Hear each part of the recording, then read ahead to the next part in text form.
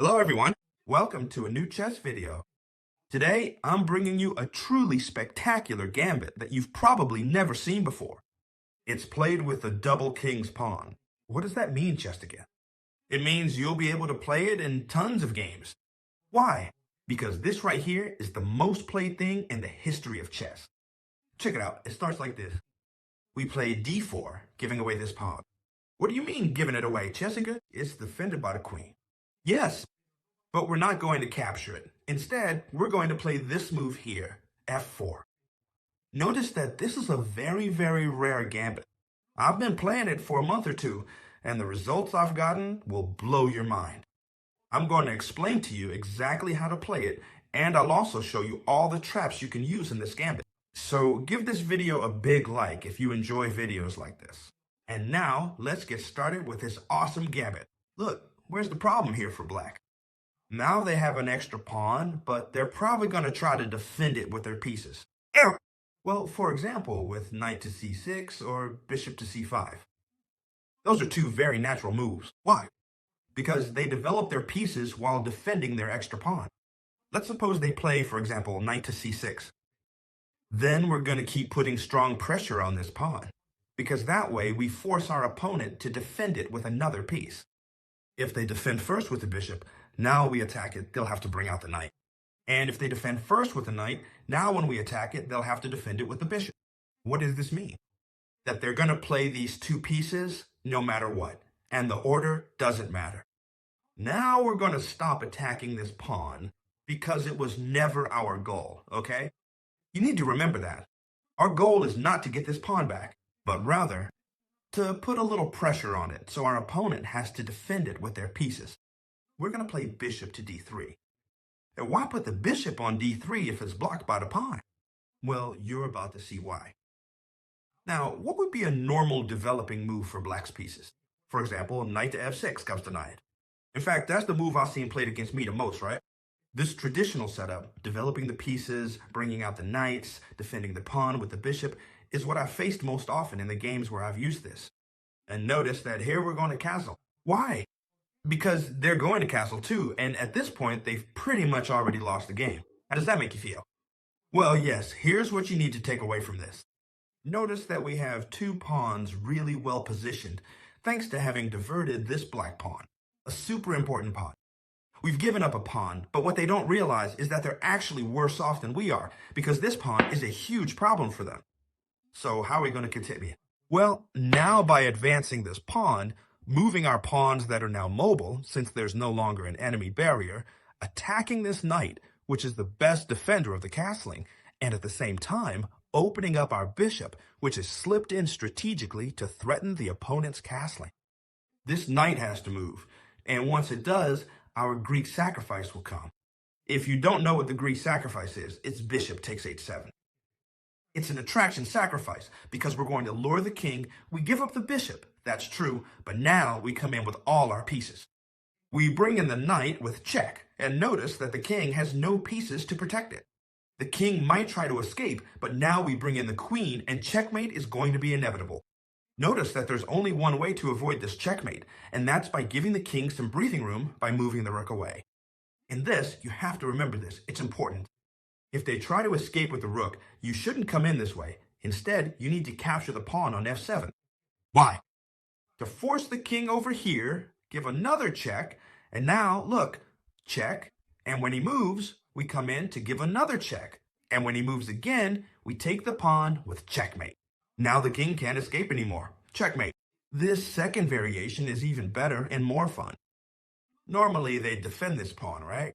All right, we're going to play knight to f3, but what happens if they don't play bishop to c5? Because chess teacher, they might play bishop to c5. It's very natural, but they could also, for example, play this check here. It's not a very natural move. They give check. This pawn is covering the c3 square, but it's still a pretty natural move to give this check. How should I continue? Well, we're going to play c3. Obviously, giving up the pawn doesn't matter at all because we want to develop the knight, all right? Once this knight is developed, we're in a really good position. And this bishop doesn't really have anything left to do. And in some cases, we can play bishop to d2, jump with the knight over here, attack here, or come to target some other square around here. That's why many players, and I'm speaking from experience because I've tried it, exchange this bishop for this knight and leave us with this isolated pawn here. You already know that an isolated pawn is a tactical motif, but it's really not a big deal. We're going to continue like this. You already know that if they play knight to f6 here, it's trouble for them because we always have this pawn advance that will really bother our opponent. And on top of that, it will get rid of the best defender of their king side. That's why I found that most of the time, they play d6 against me. When they play d6, what should we do? Well, we're just going to keep playing normally. Here, it's important to understand the concept and not just memorize the moves. We keep going the same way, bishop to d3. Now, our opponent has already played d6. They might play knight to f6, but we're going to castle. Absolutely nothing happens. Notice that if they castle, they're in the same situation again. We push forward, and no matter how much they trade, we can trade too. This knight moves away, Greek sacrifice, and we're back in the same situation. That's why the opponent can't castle. If they castle, you already know e5. If they don't castle, for example, they develop their bishop and pin us, we don't care. Why? Because our opponent is left with their king in the center. The great thing about this awesome gambit is, if they castle, it's bad for them. If they keep their king in the center, it's even worse, because we're going to punish that too. e5, we're going to open up the position, their king is in the center, so one way or another, we have to punish them. Here, there are several options. Either move the knight away, or capture with the pawn. Obviously, it seems much better to capture with the pawn. Here, we're going to recapture with this pawn here, since the knight can't move for now. So this knight has to move. Where can it go? Well, the most natural move is obviously knight to d5. Let's take a moment to look at the position. Right now, it looks like a very balanced position where our opponent has an extra pawn. But we have absolutely incredible pressure. Why? Take a look. Bishop to c4, we put pressure on the knight with the bishop and the queen. And not only that, but even if they attack our bishop, it doesn't matter, because now we're putting pressure on this point with a rook and a bishop. And the sacrifice would come anyway. Boom, another bombshell. This bishop is the sacrificial bishop in this gambit. Why can we sacrifice the bishop here? Because now we can give this double check with the knight, and not just with the knight, but also with the rook. When there's a double check, they're forced to move the king. And now, when they try to hide, it doesn't matter. Whatever they try to do, we're gonna win. Can we take this bishop? Yes, but all we'd be doing is getting back the piece we're down. Could we give this check over here? Well, it would be an interesting move, yes, but definitely not the best. The right move here is super surprising, and you're going to be amazed. You're going to end up liking me just for this move. Pay attention. If you like chess, this is going to give you goosebumps. Rook to f8, check. Sacrificing the rook.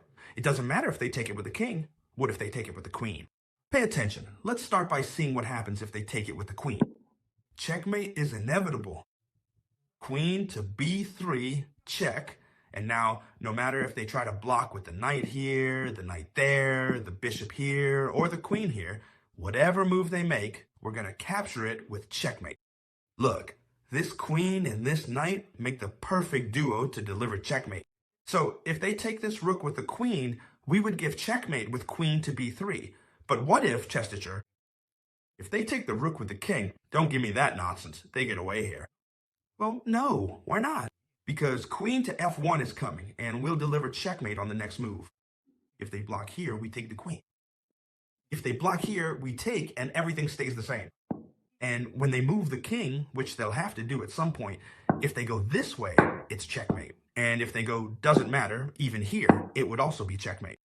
I warned you this gambit was dangerous. And pay attention, because it's not over yet.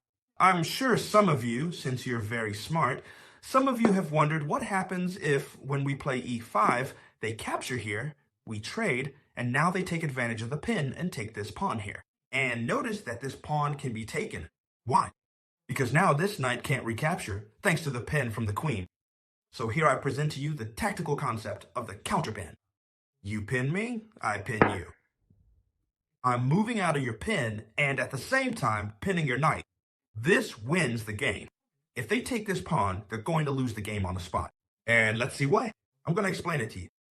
Here, no matter what happens, we're going to take this knight. Look, here the best move black has is to capture this bishop that's left hanging.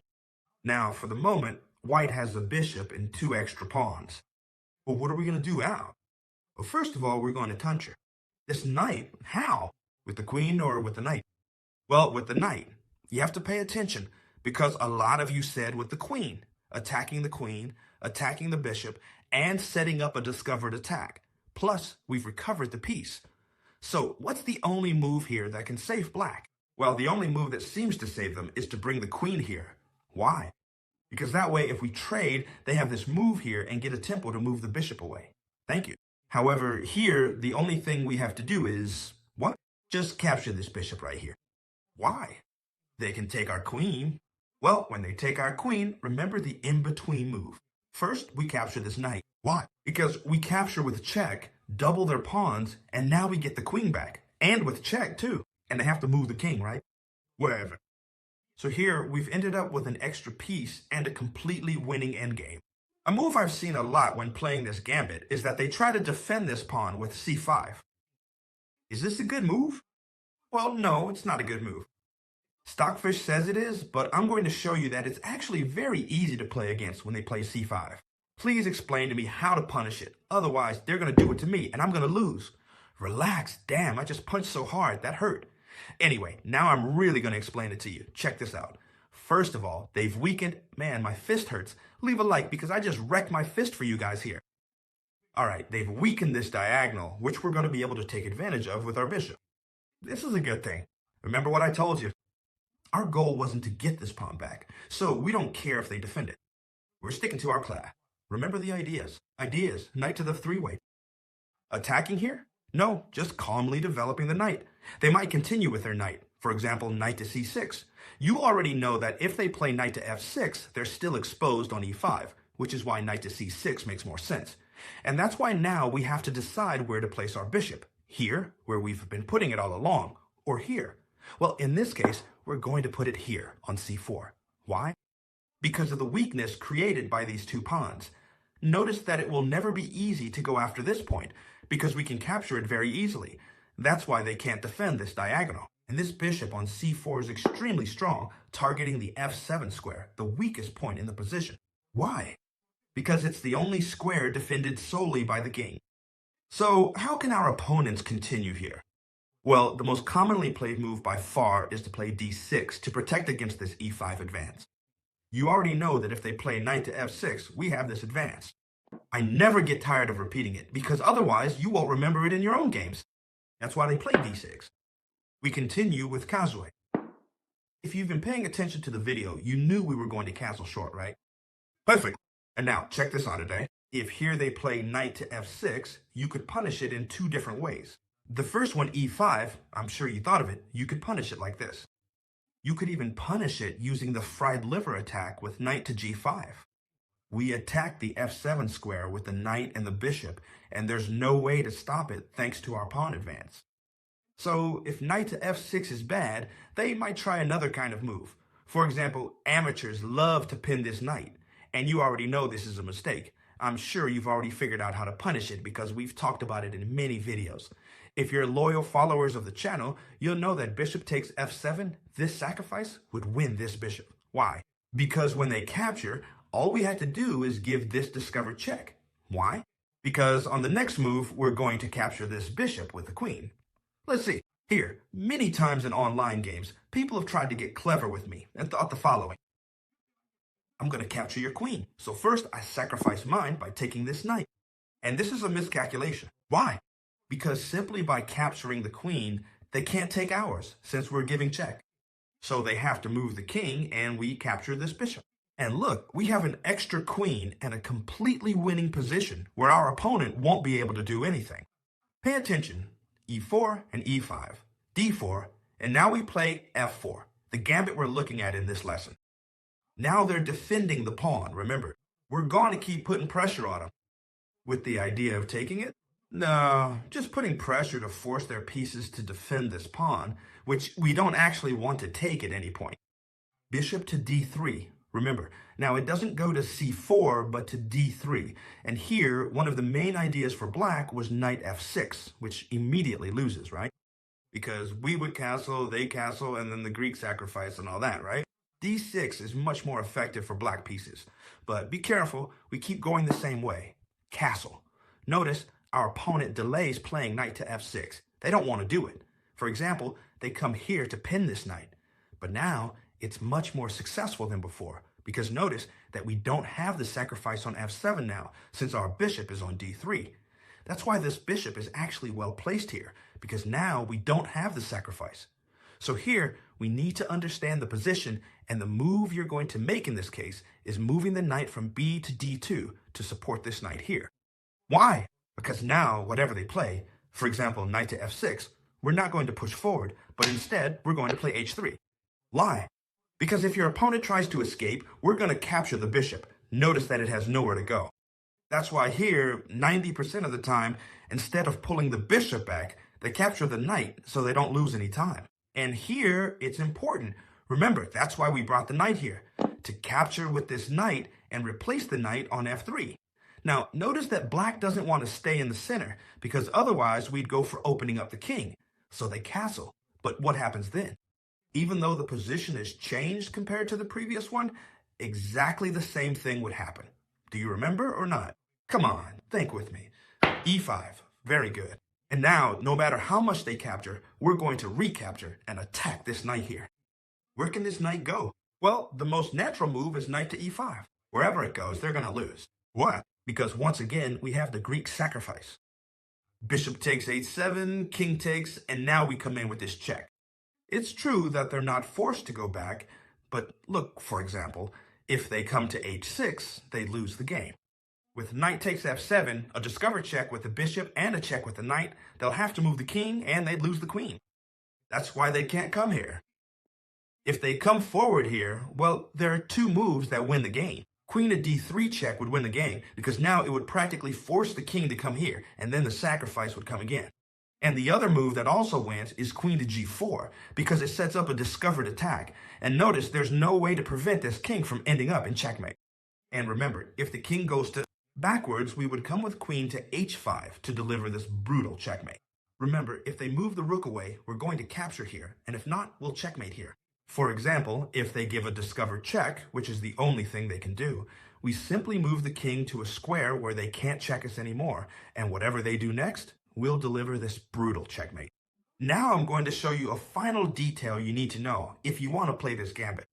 What's so great about this gambit here? Well, your attacking plans are very, very similar in all the lines, and you're going to know them, while I'm sure your opponent won't, because this gambit is very rare. That's why you're going to win a ton of games. But here, for example, if they play naturally with bishop to d3, you already know how all this works. d6 to prevent e5 is also very natural. Instead of playing knight to d6, very good, we castle. And your opponent keeps playing normally, but still hasn't castled. Notice that here, unlike when this pawn was here and your opponent had already castled, the move was very easy. But here, playing e5 seems a bit premature. So what do we want? We want our opponent to castle. How can we make that happen? Well, for example, with a waiting move like this one, a 3 or h3 would be very interesting moves. But there's one move that will make your opponent castle immediately. And I know this for a fact because I've played several games, and with this move, my opponent has castled every single time. Queen to v1. First, because we put a lot of pressure on this game. And second, because the e5 push is absolutely devastating. We would advance to e5, and after the exchanges, we'd be pinning all of this here. They wouldn't be able to recapture. This knight would be under attack. The pressure is at its peak. That's why they castle. So what has changed now? Well, the queen has simply switched sides, but that's no big deal. e5, pawn takes, this knight has to move, and now the classic Greek sacrifice. They have to capture, check with the knight, and when they move, instead of coming in through here, we come in through here. And you might say, chess teacher, but you told me that when I move the rook, I should capture the f7 pawn, and now I can't. It's not a problem, because thanks to not having the f pawn, we give a check here, and when they move, we deliver checkmate with the rook. That's why the gambit is still completely effective. I hope you loved this video. If you did, please leave me a big like. Comment whatever you want. Let me know what you'd like to see, and whether you enjoyed this video or not. Thank you all so much for the support. I loved recording as always, and I'll see you in the next video, friends. Goodbye.